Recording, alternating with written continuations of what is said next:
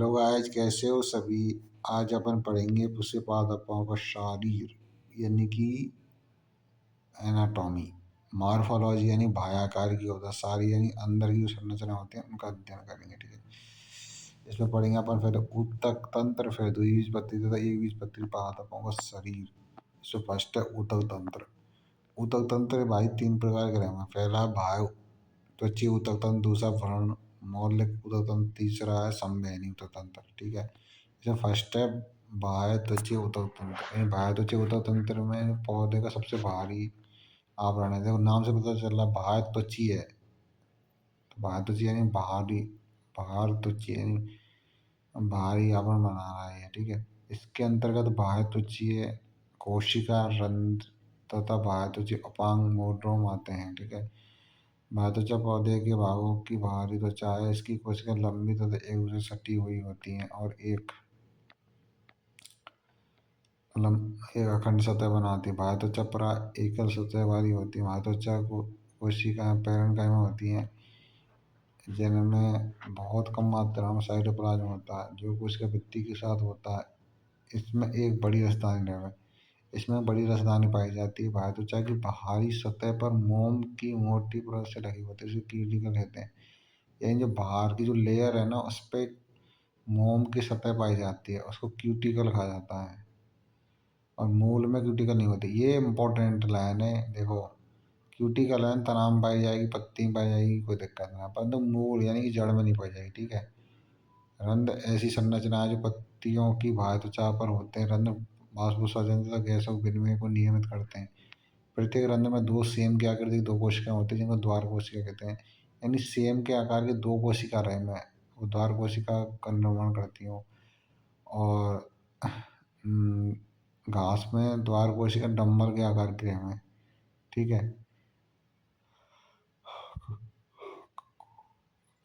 कभी कभी बाह्यत्वचीय कोशिका जो रंध्र के आसपास होती हैं उनकी आकृति माप पदार्थ में विशिष्ट आ जाती है।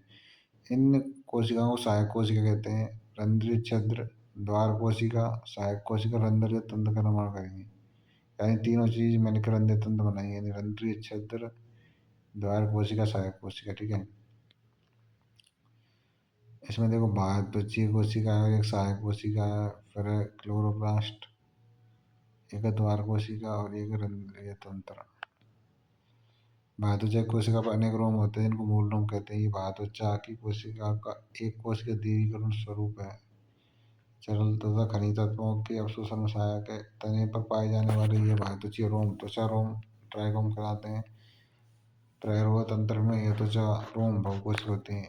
यानी कि बाह्यत्वचा रोम है ना, वो त्वचा वो मतलब एक कोशिका तथा दो ही कोशिका रहम है, तो दो प्रकार के रहम है। इनमें पहले त्रैरोह तंत्र में ये त्वचा रोम है, वो बहुकोशिकीय रहेंगे और शाखित रहेंगे, अशाखित रहेंगे, कोमल रहेंगे, नरम रहेंगे।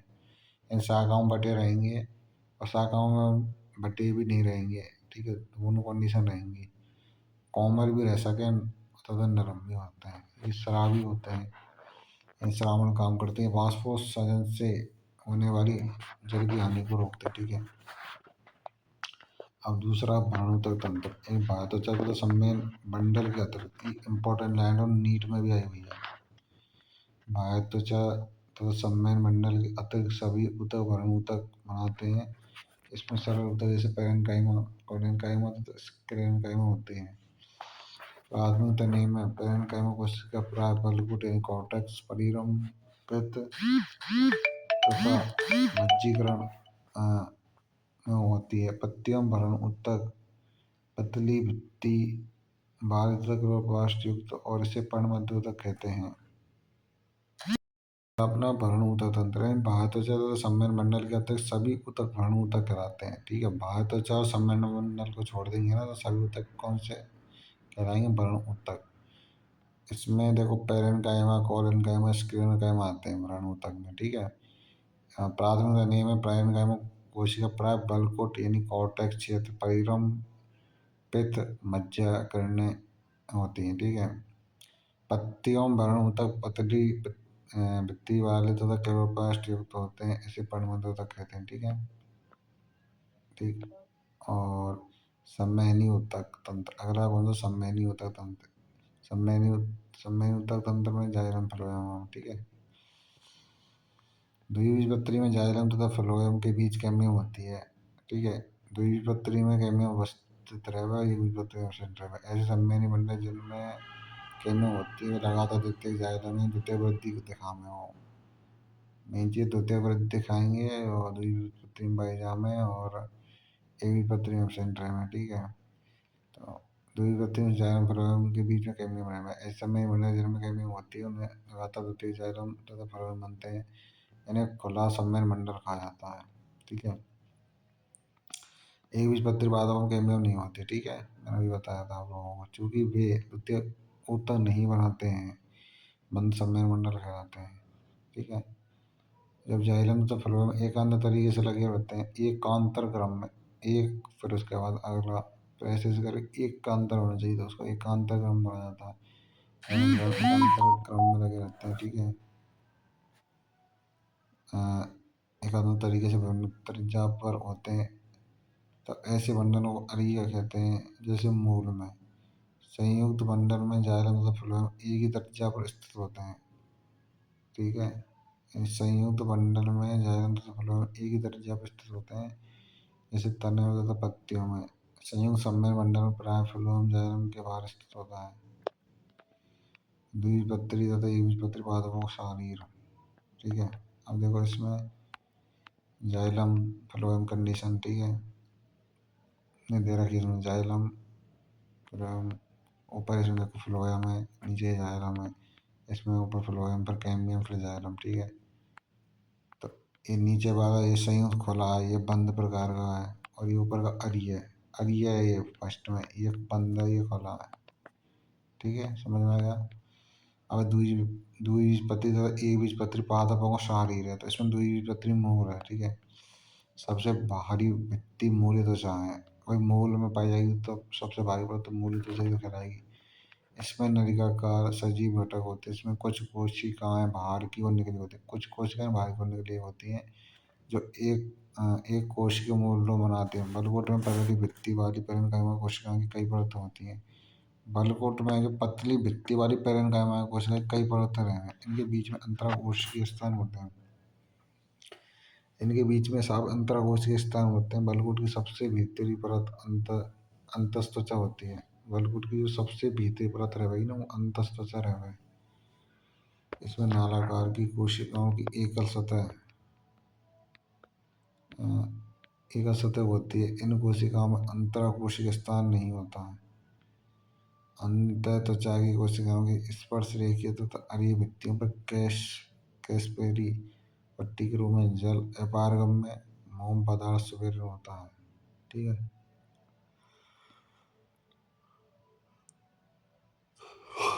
पित्त छोटी अथवा अस्पष्ट होती है। पैरेन्काइमा कोशिका जो जाइलम तथा फ्लोएम बंडल के बीच में होती है कंजेक्टिव ऊतक पाया जाता है, ठीक है, यानी एक तरीके से कनेक्ट करने का काम करेंगे।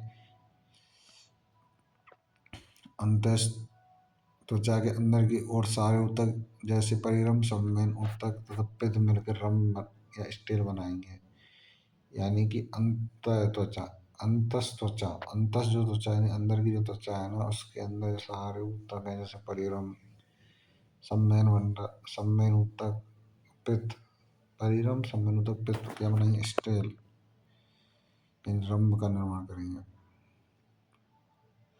अब एकबीजपत्री मूल यानी एकबीजपत्री मूल यानी कि एकबीजपत्री मूल का जो शरीर है ना बहुत अधिक द्विबीजपत्री मूल के शरीर के समान है। इसमें बाह्यत्वचा, बलकुट, अंतःत्वचा, परिरम, सम्मेलन मंडल तथा पित्त होते हैं। एकबीजपत्री में इनकी संख्या प्राय 6 से अधिक यानी बहु अधिधारक होती है। यानी एकबीजपत्री है ना उसमें इनकी जो संख्या 6 से अधिक यानी बहु अधिधारक होती है। एकबीजपत्री मूल में कैम्बियम नहीं होता। एकबीजपत्री जो मूल है उसमें कैम्बियम एब्सेंट रहेगा भाई, इसलिए इसमें द्वितीय वृद्धि नहीं होती है। अब द्विबीजपत्री तना, इसमें जो क्यूटिकल परत से ढकी रहती है, इसे बाह्यत्वचा तने की सबसे बाहरी नकली सतह ये क्यूटिकल परत की परत से ढकी होती है। इस पर कुछ बहुकोशिकीय एवं त्वचा रोग कुछ रंध्र होते हैं। बाह्य त्वचा तथा परिरंध्र के बीच कोशिकाओं की बहुत सी सतहें होती हैं जिनको बलकुट कहते हैं। ठीक है, इसमें देख सकते हो सबसे पहले मूल रो में, फिर बाह्य त्वचा दे रखी, फिर बलकुट है, फिर अंत त्वचा, फिर उसके बाद परिरंध्र में, फिर प्रोटोजोयम, फिर पित्त है, फिर फ्लोएम है। ठीक है, इसमें वही कंडीशन है। ठीक है,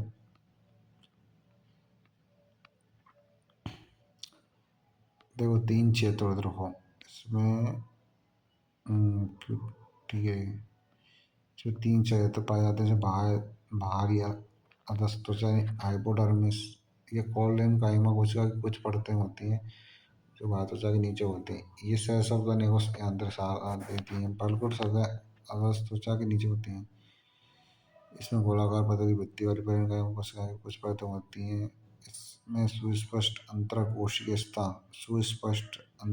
स्थान पाया जाता है। अंतःस्थित बलकुट की सबसे भीतरी सतह होती है, इसमें नालाकार कोशिका पाई जाए। इसमें वही सिस्टम है जो मैंने वहाँ बताया था। बाह्य त्वचा, हाइपोडर्मिस, पेरेन्काइमा, स्टार आच्छादित, इसमें डिफरेंस है। फिर बंडल गैप यानी कि वही सम्मेलन मंडल वगैरह। बंडल गैप सम्मेलन मंडल के ऊपर जो होती है परत उसको बंडल गैप, फिर सम्मेलन मंडल, फिर मज्जा गिरना है, फिर मेडुला, फिर ठीक है। इसमें वही सेम बात हो जाए हाइपोडर्मिस सम्मेलन मंडल। ठीक है, ऊपर का जो चित्र है भाग जो है ना, ये पर पार्ट, ये तो द्विबीजपत्री है। ठीक है, तना द्विबीजपत्री तने का जो काट है ये अनुप्रस्थ काट, और ये बीजपत्री का अनुप्रस्थ काट है। ठीक है,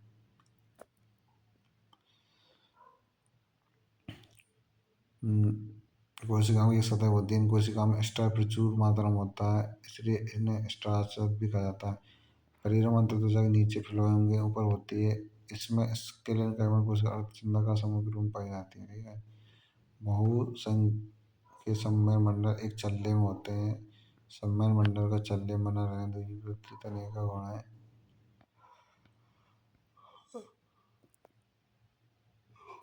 अगला एकबीजपत्री तनाव। एकबीजपत्री तने की शारीरिकी रचना द्विबीजपत्री तने से कुछ भिन्न है। इन एकबीजपत्री जो तना है ना, उसकी रचना द्विबीजपत्री तने से कुछ भिन्न है। हालांकि मूल में तो देखो सेम थे, मैक्स टू मैक्स चीज़ें, तो तनाव में डिफरेंट है। लेकिन ऊतकों के विन्यास रहने के क्रम में वो अंतर नहीं है। ठीक है, और एकबीजपत्री तने की बाह्य त्वचा पर त्वचा रोग नहीं होते हैं, त्वचा रोग नहीं होते। एकबीजपत्री की तना है ना, उसके बाह्य त्वचा पर त्वचा रोग नहीं होते। एकबीजपत्री तने में अधस त्वचा स्क्लेरेन्काइमा कोशिका बनी होती है। बलकुट में कई सतहें होती हैं, इसमें बहुत से बिखरे हुए सम्मेलन मंडल होते हैं। इसके सम्मेलन मंडल के चारों ओर स्क्लेरेन्काइमा मंडल आच्छादित होता है। सम्मेलन मंडल संयुक्त तथा बंद होते हैं। सम्मेलन मंडल कैसे होते हैं? संयुक्त तथा बंद। परिधीय सम्मेलन मंडल प्राय छोटे और केंद्र में बड़े होते हैं। परिधीय सम्मेलन मंडल परिधि पर सम्मेलन मंडल वो छोटे रहम और केंद्र में बड़े रहम है।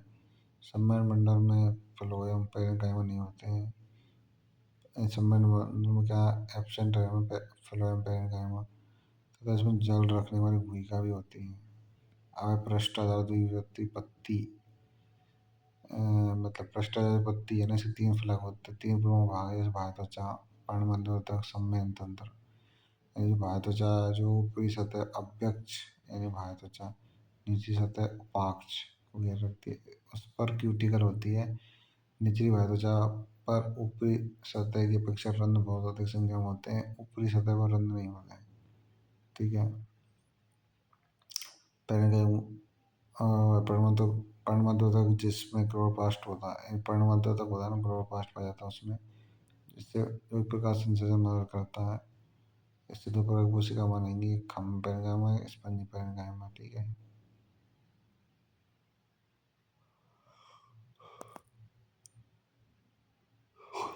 खम्भ पेरेन्काइमा जो ऊपरी बाह्य त्वचा के बिल्कुल नीचे होती है। इसकी कोशिका लंबी रहम है, ये लंबा समांतर होती है। स्पंजी पेरेन्काइमा खम्भ कोशिका से नीचे होती हैं और निचली बाह्य त्वचा तक होती है। इस क्षेत्र की जो कोशिका अंडाकार या गोल होती हैं। इन कोशिकाओं के बीच बहुत खाली स्थान तथा वायु भूमिका होती है। सम्मेलन तंत्र में सम्मेलन बंडल होते हैं। इन बंडल शरारत मतलब चरा सम्मेलन बंडल का माप शराब का माप पर आधारित है। शराब की मोटाई 2 पत्ती शादी का शराब विन्यास में भिन्न होती है। अब देखो इसमें चित्र में देखो पहले सबसे पहले अभ्यक्षय वायुत्वचा, ठीक है, फिर खम्भ पर्णमध्योतक, फिर वायु भूमिका, फिर स्पंजी पर्णमध्योतक, फिर उपरंदी भूमिका अभिज्ञल पाक्ष वायुत्वचा, फिर इसमें साहब बंडल आश्चर्य जायलम फिलोयम सब चीज़ें रखी है उस पर्णमध्योतक। इन पहले वाला चित्र द्विबीजपत्री का है, दूसरा एक बीजपत्री, ठीक है। और मोटी भित्ति वाली कोशिकाओं की एक परत होती है सघन होती है, बंडलाचार कहलाता है, ठीक है। अब एक बीजपत्री पत्ती एक समृद्धि पत्ती का सारी पृष्ठाधार पत्ती का सारी अधिकांशतः समान ही है, लेकिन उसमें कुछ भिन्नता भी देख सकते हैं। इसमें ऊपर तथा नीचे बात हो पर एक समान ब्यूटी कर रहा हो, सही बात है भाई। एक भी पत्री में एक समान पाई जाता है, दूसरी पत्री में डिफरेंट है। इसमें दोनों सतह परंत की संख्या लगभग समान है, ठीक है। घास में ऊपरी भाग त्वचा कुछ कोशिका लंबी लंबी रेमे खाली रेमे रंगीन रेमे, इन कोशिकाओं को आवर्त त्वक कोशिका कहते हैं। ये कोशिका मरी हुई पत्तियों को फैलने में सहायता करती हैं। बाष्पोत्सर्जन की अधिक होने पर ही पत्तियां बाष्पोत्सर्जन की दर को कम करने के लिए मर जाती हैं। एक बीजपत्री की पत्तियों में शराविन्यास समांतर होता है। इसका पता तब लगता है जब हमारी पत्तियों लंबत काट देखते हैं, जिसमें सम्मेलन मंडल का माप भी एक समान होता है। ये अपना चैप्टर होता है क्लोज, ठीक है। और द्वितीय जो वृद्धि है इसमें द्विबीजपत्री पौधे के तने तथा मूल में होती है। ये तो सारांश समरी वाला पार्ट है, ठीक है। बाकी जो भी स्टूडेंट नए हो चैनल को सब्सक्राइब कर लो, और डिटेल पीडीएफ चाहिए तो आपको टेलीग्राम चैनल ज्वाइन कर लो, ठीक है। और डिस्क्रिप्शन में आपको लिंक मिल जाएगी उसकी। All the best.